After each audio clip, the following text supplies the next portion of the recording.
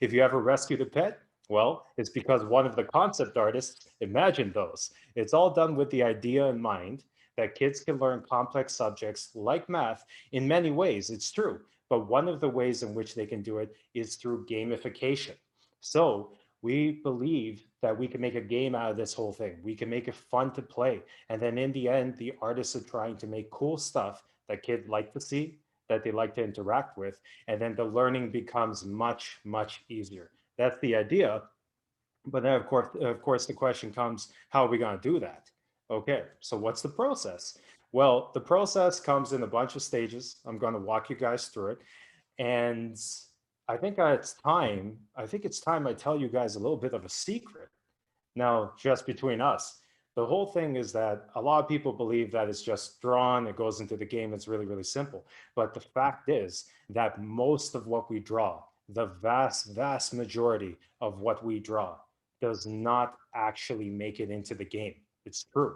And the reason for it, our reason for it, is because we want to keep the quality high. So what we do is we ask our artists to come up with multiple versions of the same item because we want to pick the best one. We want to make sure it makes sense. And mistakes are okay. Mistakes are totally fine. I mean, they have to be because your best idea, well, let's face it, it's usually not your first. So we ask people to do it multiple, multiple times until we come up with something great. And I'm going to give you a couple of cool examples about this stuff. What you're seeing in front of you right now is the Blizzard helm from Crystal Caverns. On the right, you can see that we were exploring the shapes. We have a couple of black and white concepts here. We want to figure out what are the visual elements we want in there. And is it spiky so it looks powerful? Is it round so it looks cute? These are the questions that we're trying to figure out at this stage. And then once we've decided on the shape or a combination of those, we can see what happens here on the left. The left is the different color versions we came up with. I believe in this one here, we went with E because it looks the most like ice in an ice world. We felt that made sense. You could argue that D looks too much like water, or that B has too much purple, and that's too close to the puppet master, and you don't want to upset the puppet master, so we decided to stay away from that kind of stuff. Yeah. And by the way, that's not just for hats. We do the exact same thing for characters. So here's an example of Aspen Frost. On the right, you're seeing our exploration of shape and form and what is that character going to say, what are the archetypes that you see when you look at it. We wanted more friendly, so we didn't want that big bruiser shape, but we still want athletic because the person's a snowboarder. It's cool stuff. So shapes on the right, black and white concepts on the right, and on the left, what you see is the color concept that made it through to development. So that was pretty cool. And of course, it is true, we also do the exact same thing for all of the pets. So here are some designs. Some of them made it to the light of day, some of them got into the game, other ones did not. I see Squibble, Squabble, I see Bitbot, Bashbot, there's Cloud Nibbler, Cloud Gobbler, Squawks, Tribeak, yeah, Theo. So there's a lot of them here. And that's the whole idea. We want to make sure that we review all these options, come up with the one that we think fits the world the most and has the most character. It's the coolest idea. And then that's when what we do is we make the finished art. That finished art will then be sent over to the coders, and the coders will take that art all clean, perfect, ready for the game, and they'll put it in the game for the most important people in the pipeline, which is, of course, the players, yourselves, because we want to make sure that everything that we do has the players in mind. Now, that's a lot of work. We've done, that's a lot of work to go through every time, but it's okay because we feel it's worth it. And I want to talk to you about the things that we made, some of the features in approximately the last, I would say, year and a half that have been brought to everybody because there's simply so much to do in this vast world of Prodigy. And I don't know if everybody knows how much there is to do. So I want to talk about what are some of the options that we have, at least the new ones. Okay, so when we're creating a new feature, I mean, we're thinking, what does the game need? It needs some interesting zones. We want to give the players an opportunity to play towards a common goal together. There should be things to do all year round. We definitely needed to update the pets. We'll talk more about that soon. And also, we felt we needed a game mode that was more, like very, very straightforward math focused, something where the math came at you a little faster. Kids could challenge themselves playing it, and it's good for the classroom. With all that in mind, in the last year and a half or so, Some of the features we've come up with are the Crystal Caverns, the co-op Titan battles, and more Titans in general, by the way, events for the whole year. We updated the pets and the animations, and Tower Town and Floatling Flame. Really, really cool stuff. But I want to give you some detail about all those things so that you know what you're in for. You know what's cool in the game these days. So Crystal Caverns, we created this rich, complex map system with multiple paths the player can choose, multiple bosses, random loot to earn, and a mystery to solve since these caverns are empty for some reason. What's going on? You know, it's interesting because you, as the wizard, you have to brave through these dark and spooky halls and you have to set right what's inside. It's the largest zone to date, and many have played through it already. So, you know, don't be left behind. Get in there, check it out. And as you can see, this is the map for only the first part of the zone. And it's huge. It's so huge. You can barely see the details on the screen. Now, maybe that's just me not knowing how to set up a page properly, but it also could be because it's a really, really big map. In fact, this map is so big. I want everyone to know something really cool about it. The entire Crystal Caverns map is almost as big as all 5 of the zones put together, which is, you know, pretty intense. We definitely want to up our game and bring more and more value to the player. This is one of the ways that we've done it. A more quantity based one, but we got quality ones too. This is an example of one. The co-op battles that we created, I would say around a year ago this came in. So this is a true multiplayer experience. Players can now make a team of friends, totaling 2 or 3, and they can battle the Titan at once. So these are big elemental beasts that appear throughout the world of Prodigy. Titan battles were always an act of cooperation, you see, because every player in the world had to beat these Titans together. You had to go at them at once. Reason is, of course, that the lifespan was so big, it would take hundreds of battles to do it. Sometimes it would take weeks. But now, because of co-op, kids in the classroom or at home, they can all come together. They can join together and they can play the Titan at once, and you can really leave a mark on this thing. So yeah, we made something cool there. All right, all year round events. This is very, very important. We need something to do every season so that the world never gets stale. So in spring, we've got Springfest, where the wizard, you yourself, you go in there and you help settle the dispute between the bunnies and the foxes. Very, very, very cool. Then, of course, we came up with Summerfest. Summerfest is very, very interesting. We introduced the Merlings and we also created the water balloons for the water balloon fights that the kids have been having there. This event, though, I want to mention is of particular importance. The reason why is because we know at Prodigy, of course, it's an education company. We are an education company. And we know that kids get a huge advantage if they keep their math skills sharp during the summer. And we want to make that easier. So this event is a cool event you can do in the summer. While of course you're playing and you're having a good time, while you're inside, you play and you can keep those skills sharp. So when you come back to school, you're going to have an easier time. Math is going to be much easier to handle. We wanted to make that easier. And that's the value this one brings. Of course, just around the corner, because October is coming really, really soon, Pumpkin Fest is coming too.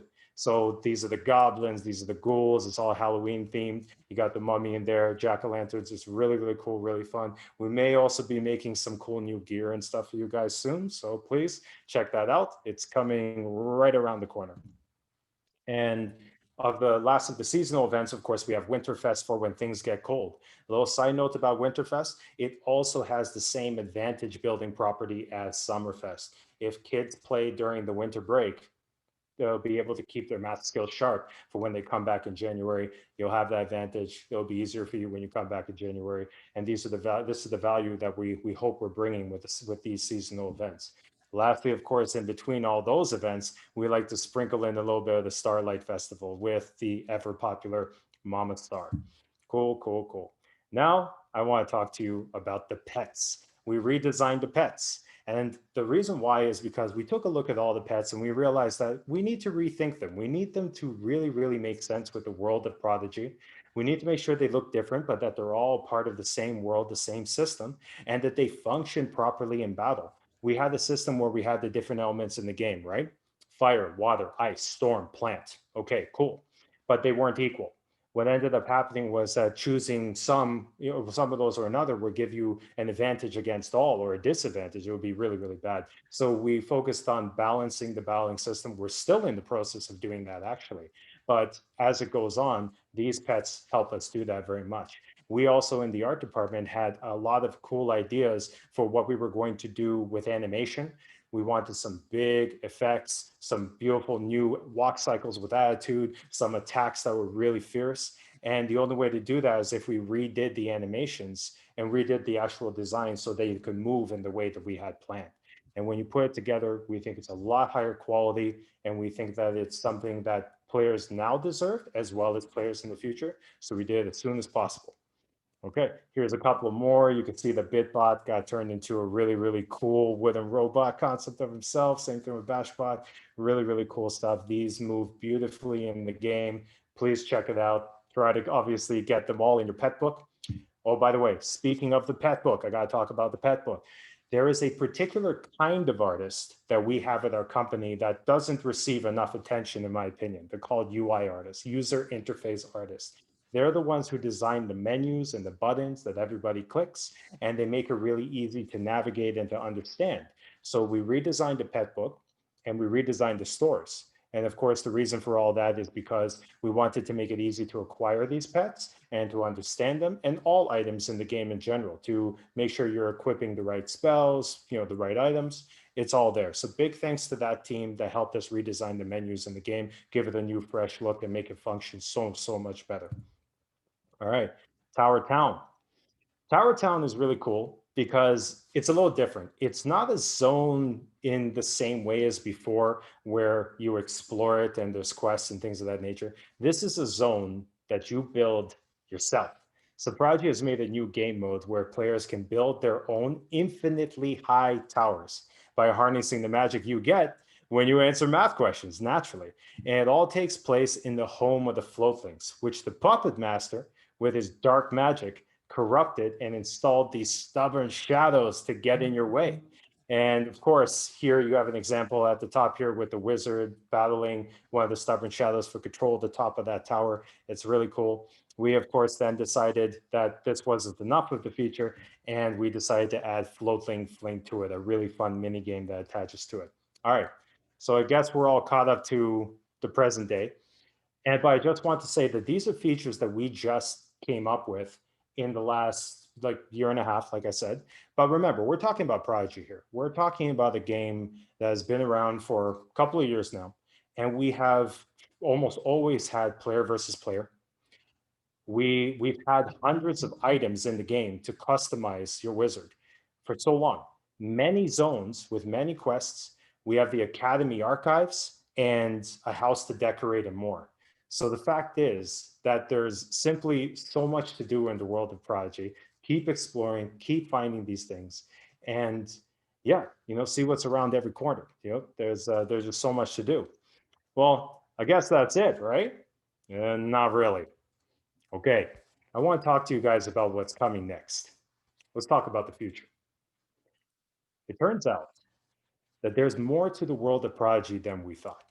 There is a large, almost forgotten area with a mysterious history that could soon be discovered. The area is almost like a jungle, overgrown and dangerous. And in this world, there is no such thing as a clear path. You have to make your way through. Again, we're going to see a zone that's larger than the rest, with even more path options than before. You're going to learn about the history of this mysterious area through the artifacts left behind by the ancient civilization that used to be there. And the treasures are so numerous and powerful that they're going to change the way that you make your character forever. And that's it for now. Okay. So thank you very much. That's the presentation for what we've done and what we have for you guys in the future. We're going to move on to taking some questions soon, but I just want to say very quickly in conclusion from the artist standpoint, from visual artists such as myself, I just want to say that it is an absolute privilege to visualize this game for the world and for the players. We're never going to lose sight of the fact that the players are the most important to keep in mind when we create. And if we can help people actually want to learn and have that be a part of who they are from then on, I feel that we're doing some really, really important work out there. So thank you very much for your time listening to me rant and talk about our world and what we have planned for the future. Thank you. I think at this point, I'm going to pass it on to Mr. Steve to help out with the questions, and any ARC-related ones I'll jump into.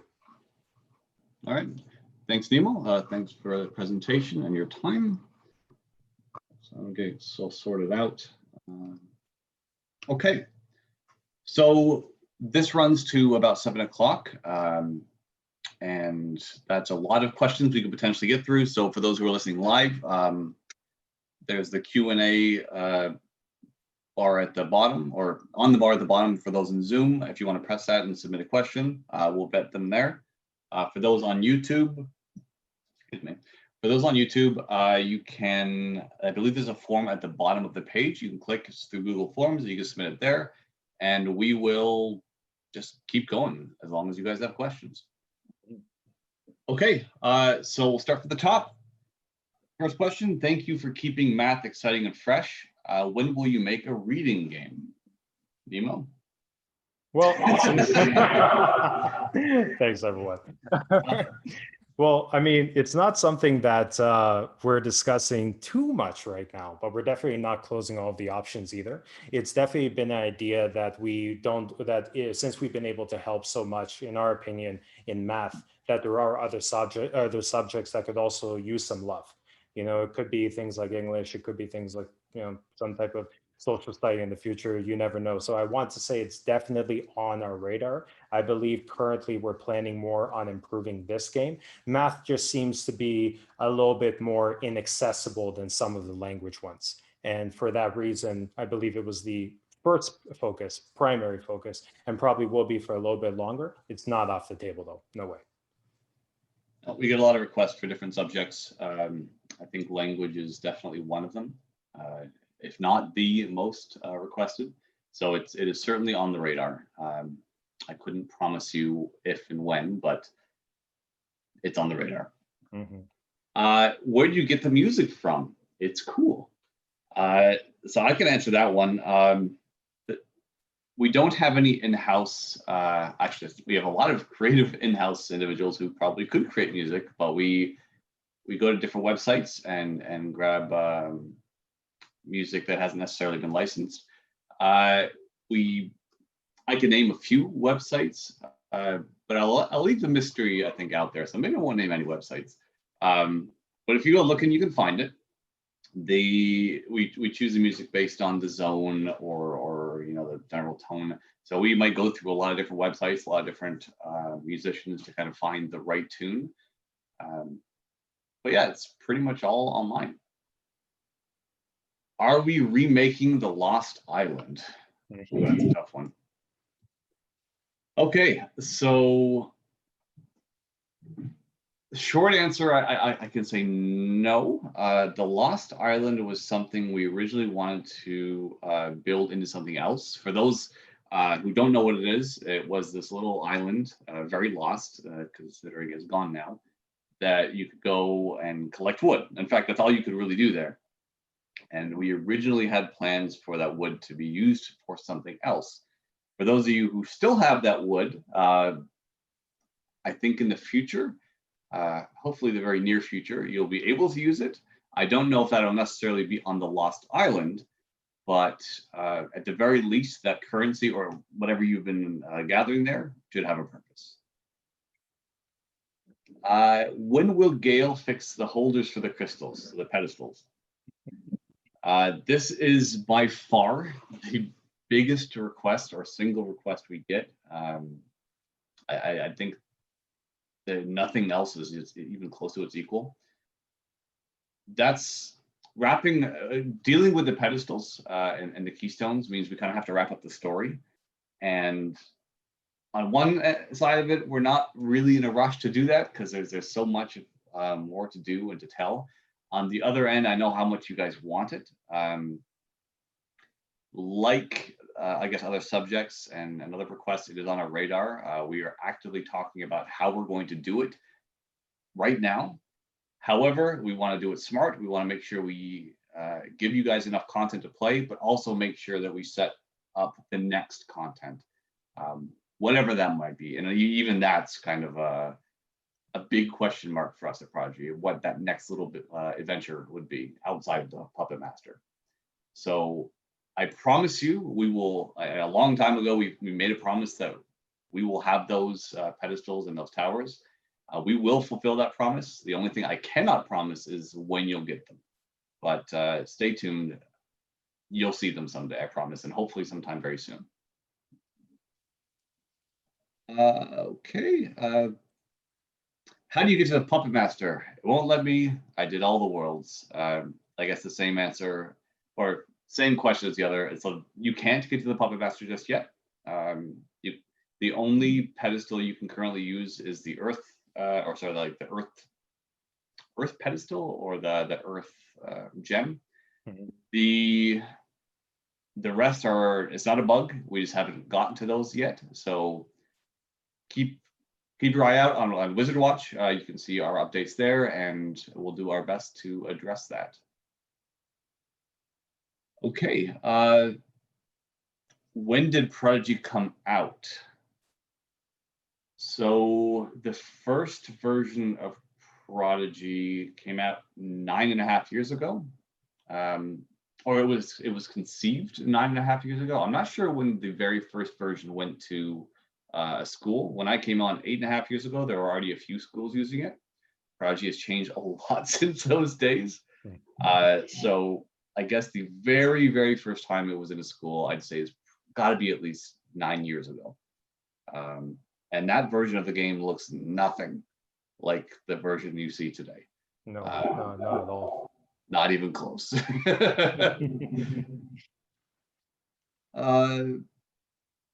Okay, I'm gonna jump right to an art because I've been talking enough. A couple questions down. So basically asking for new pets. Nemo, what are your thoughts on that?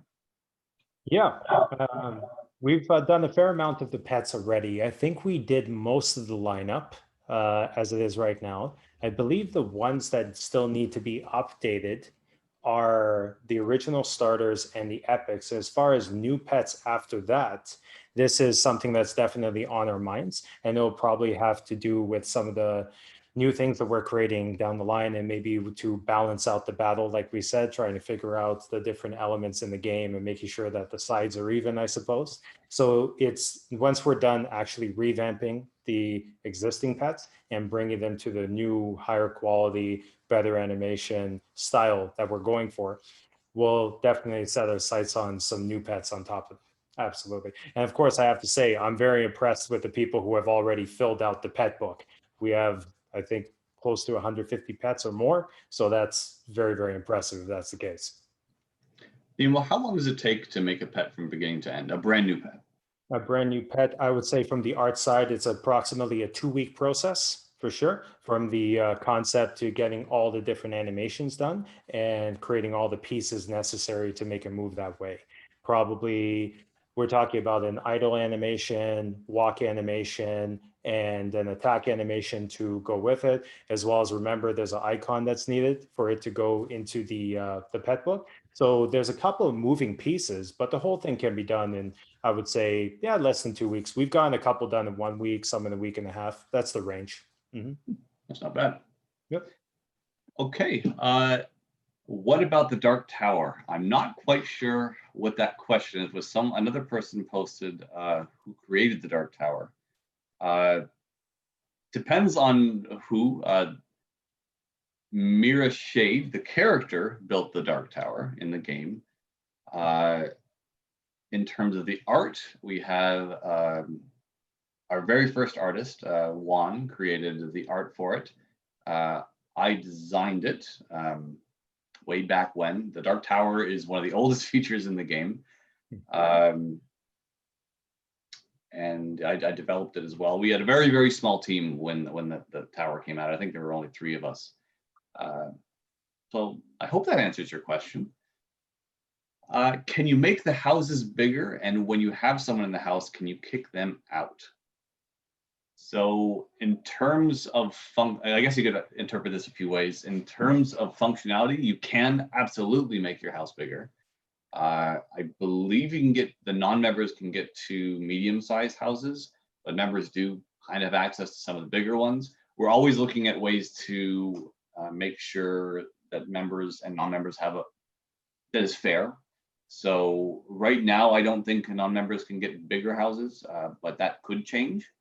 We're always looking, especially at the house, to make that feature better. That's one that hasn't seen a lot of love in the last little bit, so there is so much room to improve that one. When you have someone in the house, being able to kick them out. Right now, you can't.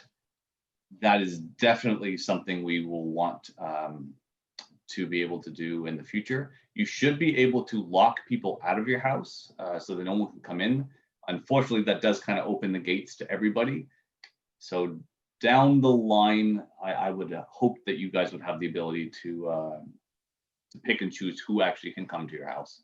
Because all or nothing is definitely not always the best thing. Will we go higher than 8th grade math? Short answer is yes. When, I'm not quite sure. It's kind of like the response to will we ever do or cover language arts or like just reading. It does depend on the products. Are like grade, I'd say higher than grade 8. Even grade 8 is pushing it for this project or product, trying to make it a product that fits the subject matter. So high school math, we probably wouldn't use this game, although I'm sure there are many high school kids. We do know that there are high school kids that do use this product. But yes, I'd say in the long term, there's no subject that we aren't interested in tackling. Right now, I think Nemo had kind of highlighted, we are specifically focusing on being the best we possibly can be with math and grade 1 to 8 math before we move on kind of beyond that. How many wands are there? Nemo, I actually have no idea. Do you have any idea? I'm having trouble remembering. I believe it's in the 140 range or 150 range. It could even be more, to be quite honest with you. I would have to If actually you're definitely the wands and the staffs and all the other weird little things, yeah, I think combined probably definitely over 100. Oh yeah, without doubt over 100. I know that I want to say the outfits are also at around 120 and things like that. Most things are around the between 100 and 200 range of items that we have in the game. Absolutely. I believe the ones are around 150, I would say. That's my best estimate right now. We could probably get an exact number out there later. I think someone is literally sending me a number right now. We have roughly 177 wands. Thank you. Oh, okay. There we go. The way Susan is right on it. Beautiful. Okay. There was actually a previous question about, now that we're on wands. So what are, well, I've lost it. How do you guys make wands? How do we make wands? Okay. Basically, it's very similar to what we talked about during the presentation. What happens usually is that there's a person called a game designer, and they will write a document where they say, okay, this new feature or this new item in the game, it has these particular traits and attributes. And that is the information that the artist needs in order to make those concept pieces that I showed. So we make a black and white version, a couple and many different versions of that, because we want to come up with the shapes and get the whole attitude of the weapon right and make sure that it fits the description that the game designer came up with. Then, of course, we come up with the color version of it, and all that's done very quickly. We try to make sure we don't put too much detail in that drawing so that we can change it up, because we're okay with mistakes, no problem with that. Afterwards, when it gets all approved, we make the finished art, which is clean. It's supposed to be pixel perfect. The lighting is exactly from where we want it to be, shiny, new, great. Then that piece gets put into the repository with all the other weapons, gets spread out into the world where it's acquirable by the players. And that, of course, is done by the coders and the developers at our team. And of course, to make sure that everything's functioning properly, we have a group of people called our QA team, our video game testers, quality assurance. They make sure it's in the stores. They make sure everything's functioning properly in the game. So you have the best experience. Yep. All right, thanks, Nemo. All right, can you go higher than level 100? Today you can't. We get this every once in a while, and there are quite a few players that actually get to that level. I commend you because you kind of ran out of content a lot well before that. You are truly dedicated to to being the most powerful Blizzard out there. You're nailing it. We struggle to keep up with you guys, the amount of content and that you guys go through. But that is a huge initiative on our side, especially for this coming year, is to create as much new content for you as possible. I think 2021 is going to be the year of content, if I had to predict anything. So I can't promise that the level cap will increase, that you could level up more, but I can promise that you will see a lot more to do in 2021. And that kind of goes to the next question. Can you continue to proceed in the worlds after you finish them? If you're referring to the zones, a couple zones have daily quests. They're not too exciting and they could use some love. But you are still able to go explore. There are some hidden chests in some of the worlds. There are, from a quest perspective, there's probably not much more in the worlds you can do. There are a couple chests that are a little well hidden, some more hidden than others. There are a lot of pets that don't spawn that frequently, or at least a handful. There's one, I think, in Shiverchill that spawns only one out of every, if it's still the case, because I haven't developed for quite a long time, one out of every 100 battles. So there are rare things to still find, but beyond that, that's kind of what, back to my previous answer, we're looking for you or to create more for you guys in the future in the terms of either more worlds or bigger worlds or things like Crystal Caverns, or I mentioned the towers. There's a lot that we can still do to make the game bigger. Okay, will you make a storm element house? That is a good question. I think we right now, do you know how many different themed houses we have, Nemo? How many different themed houses? Let's see here. I believe it was 4, wasn't it? I thought it was. It's possible we don't. I'm going to assume we don't have the storm element covered then. Yeah, that's right. It would be the newest one. So I know that I've definitely seen the ice house. That's the one I personally have. Same. I know we have the water one. I know we have the fire one. Do we have a plant one? I want to say yes, because we originally had a treat house and that got moved over. So yeah, I do know where our QA is actually answering for again. And of course. Yes, we do. Backup. We will. I mentioned before we're definitely going to be working on the house moving forward, and so you'll see more updates in the house in the next year. I would be shocked if that didn't include new houses themselves and new items. So I will say yes, we will make a storm element house. Why not? Will you make Prodigy face masks and or masks for the characters? So we actually do around Halloween. I know last year we released face masks through the website. I don't know if it was specific to teachers or parents or both, but you were able to print out cut out masks. I don't see why we wouldn't do that again with October around the bend. In terms of the game, mask for the characters, I mean, Nemo. I mean, there's a lot. It won't take too long to make. Yeah, no, there's a lot of masks that we already have in the game right now. We actually like making masks because it works with the way the character is built. You can keep most of the hairs on and everything. It's a very good system. I remember one of the most popular masks that we ever came up with was there's the alien one, which is really cool. That was part of the membership box one. And I also remember there was the one that looked like a maple leaf. That really did well. That was actually one of the most popular items for a while. That was around 3 years ago when I first came here. So masks are definitely something that we like to give to the characters for sure.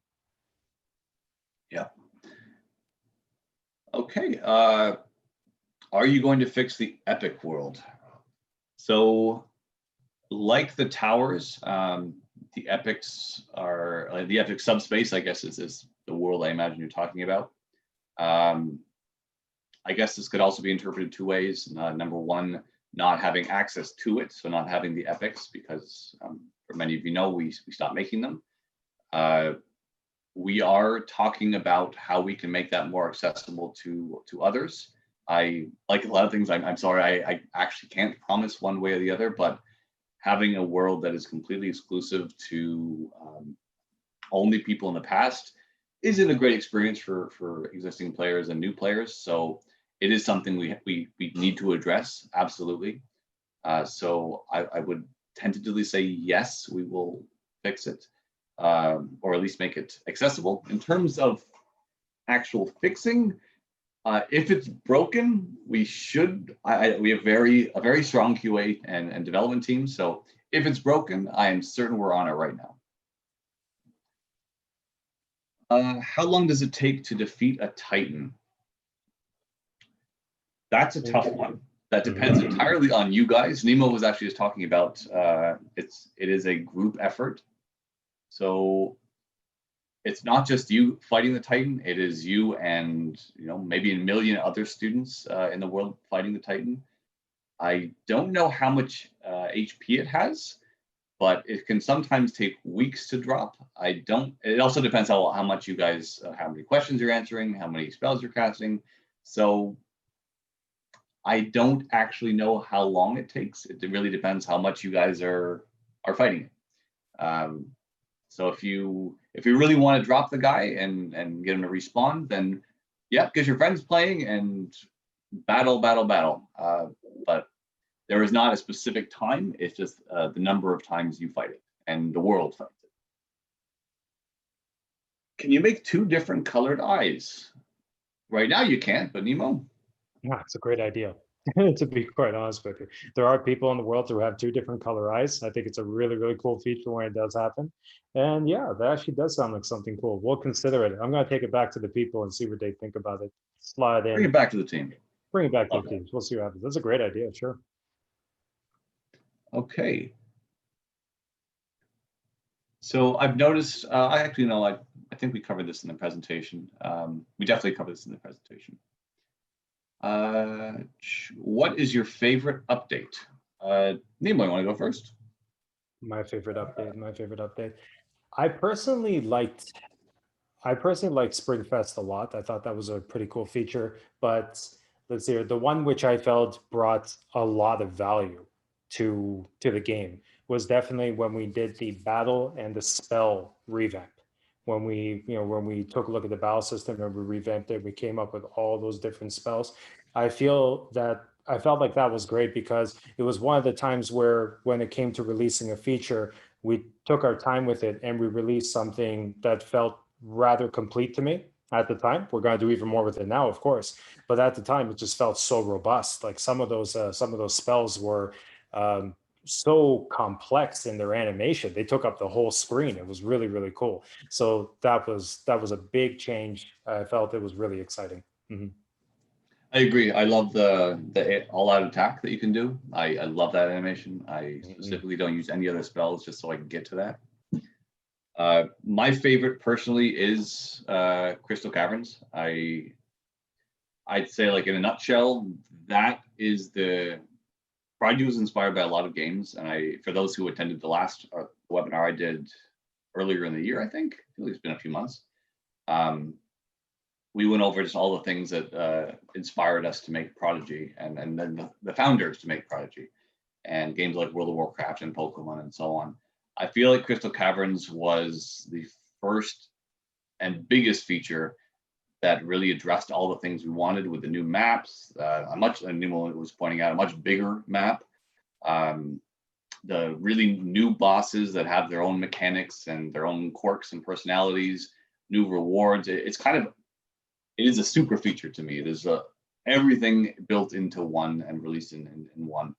And it was gorgeous. And I think it was definitely a feature I've enjoyed working on. I'm proud of the team that did it, and I hope we can do more like it. But definitely my favorite. Okay. Can you put a time limit for kids to play? So screen limiting. Right now, I don't believe you can. In fact, I bet money you cannot. That I know that request has come through from parents before. I can take this back to the parent teams, and look at that. because there's definitely a need to limit screen time, and having a parent control that is important. So yeah, I will take that back to the parent teams who work through the app. But right now, I'm fairly certain you cannot. Can you change your name in the game? Yes, you can. So our name generator, or not name generator, the list of available names is far from exhaustive. We actually met today to talk about that and adding more names into the game so that your name hopefully will be there. Right now, if you go into the stylist, for those of you guys who don't know what a stylist is, you can go there. It's in the Lamplight Town, but you can also click on your character and it brings up your little character window. And then if you click the button that says stylist, in that menu, you can change your name. I don't believe you can change your title. Like if it's Steve Wishmaster, I might be able to change my name Steve to Nemo, but I couldn't change the Wishmaster part. I also might be wrong about that, but I know at least you can change the first name. When is the new world coming out? Nemo, I'm imagining that's probably talking about what you were referring to. Sure, no problem at all. The aim is to definitely get it out before the end of the year. This is the aim. We're putting a lot of time and a lot of effort into it to make it beautiful and to make it function right. So far, we are on track for that. So yeah, we're trying to get it out before the end of the year for sure. Yep, that's our goal. Mm-hmm. Is there a way for teachers to make an adult character and walk around the worlds but not battle? Maybe just be there to observe or give hints to students. There isn't now. I do believe a teacher can make, I imagine the individual who wrote this probably already knows the answer, but you can make an account or use your account to log into the game. This mode does not currently exist where you can, I guess, supervise and chat with them. That's another one I'll take back to not just the teacher team, but to the game team. We have talked about teachers having more of a presence, or even parents, a presence in the game alongside of their kids and students. So this is a really good idea, and it definitely should be on the radar. Oh, I guess time. Why do some pets help you battle and some don't? All right. Depends on what you refer to as a pet. So the first, I'm sorry, there's a lot of ways I can interpret this one. The first is the difference between a pet and a buddy. So pets for me, like we also call them monsters, the way you encounter in the world, they're not really your enemy. You're kind of rescuing them from the puppet master and they join your team. The buddies are like your dogs, your cats, what you would probably more typically call a pet in the real world. So those guys don't help you battle. They're not magical. They're just there for emotional support. They're there to help you out. They definitely can't battle unless we want to keep a difference between them and the magical monsters that you encounter. Bosses, NPCs, I guess you definitely can't catch them. I know there was a lot of questions to catch the bosses in Crystal Caverns. So the 5 bosses there you can't catch. They're not considered monsters. The final was the in Crystal Caverns again, the crystal monsters. There are 3 of them. Those are not like the monsters, the other monsters that you're capturing and battling alongside. I don't want to give away anything for anyone who hasn't played Crystal Caverns, but they're linked to something else. So they're not really like the other magical monsters, so you can't catch them. There are videos of people cheating to get them. There is no legitimate way to get them. Yeah. What are some of your inspirations for Prodigy's art style? I'm gonna 100% give that to Nemo. Cool. Yeah, the inspirations are some of the games that you mentioned before. World of Warcraft, especially all the gear and the vastness of the world, that was very, very important to us. Pokemon for sure for the pets, that was very, very cool too. But also we have some anime inspiration from Studio Ghibli, a couple of the movies that were made there, and especially the whole chibi Japanimation basically look. We love that so much here. More recently, an inspiration that's really hit the art team that touched our hearts was Avatar: The Last Airbender. That was a pretty big deal, especially you could see some of that during the spell attacks, maybe during some of the plant attacks, the earth will rise from the ground. Oh, inspiration for that is pretty clear. So yeah, those were definitely the more recent ones and the legacy ones. Yeah, we draw inspiration from everywhere, but mostly those things, I'd say they're the key. Awesome. Okay, I think we might have time for one or two more. How did you come up with the idea of making Prodigy? I'll have to answer part of it on, actually almost all on behalf of our founders. So Alex and Rohan, they came up with this as a school project when they were in university. They wanted to make, they've grown up with games like Math Circus, and I think Math Circus is still around, but it's a very old math game, Math Blaster and so on. And they're very short-lived games, and they wanted to mix that with their love of other games. So Pokemon, World of Warcraft, Maple Story was actually another one, and see games that essentially you could play for a very, very long time that you can be really, really invested in. They wanted to find a way to have games like that, or play styles like that, mix in with learning. And so math was how they got their start. So in a nutshell, it's really finding a way, and I think we've done okay so far, there's always room for improvement, to gamify math by letting our players make an avatar, have a big world to explore, lots to do, but at the core of it all is still that educational content, the math, and hopefully later on down the road, other subjects. But yeah, I started a year after they had already kind of come up with this, so I hope I did the explanation justice, and we're always looking to improve that. So new games that might come out, or things that we might just play internally, like Nemo just said, in terms of art style, it can be something just very recent that we watch or see or play. So we're always trying to keep recent and look into things that, games you guys are playing, things that you guys are doing, our players. And that's kind of what inspires Prodigy and continues to inspire Prodigy. One last question. There's a couple good ones here. This one comes up a lot, so I'll answer this one. How do you change your pet's name other than a bounty? Right now, you can't. That does come up a lot. So like a lot of other features, I'd say that's pretty high on our radar of something players would like to do. We are looking back at pets as Nemo and his team are wrapping up the remaining pets with a new style. We are going to look back at our current pets, what you can do with them, what the players can do with them, maybe some new interactions, I don't know. But being able to name them is a very strong feature. You can name your wizard, you should be able to name your pet. Why not? So you can right now, but I'd say pretty soon you might see it in the game. I think that is probably where we'll have to, it's 6:59. I think we'll wrap it up.